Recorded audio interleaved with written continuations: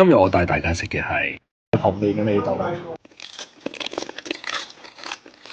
去介紹呢條街啦，呢條街咧係超過5間咧係有差唔多30年歷史以上嘅小店。今日咧帶大家去行一行。好，就係呢條街啦。只要咧搜尋咧大埔嘅戲院，而家咧大埔就得返一間戲院啦。只要喺對面就去到呢條街。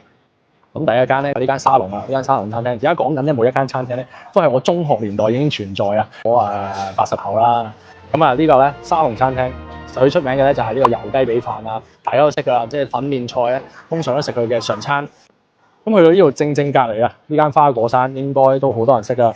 粉果燒賣腸粉啊，都好多年歷史啊。以前就自己做，而家我真係唔知啊。大埔嘅人嘅回憶。好，跟住到呢間周明苑啦，又係中學時代咧必食嘅，因為佢夠平啊。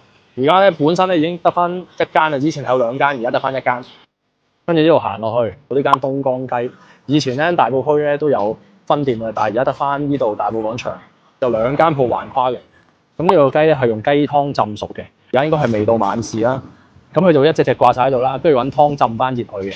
咁呢個就係佢哋嘅特色啦。呢間咖喱至尊啊，呢間咖喱至尊咧，佢就話佢自己係印度同埋巴基斯坦咖喱啦。我自己就傾向覺得佢係巴基斯坦咖喱為主嘅。佢嘅咖喱就真係幾好食，我等陣都會食俾大家睇下。一為佢嘅咖喱咧夠晒濃，牛腩夠晒腍，仲有係咩啊？係童年嘅味道。咖喱最緊要係咩？睇佢薯仔入晒味，就知道有啲料啦。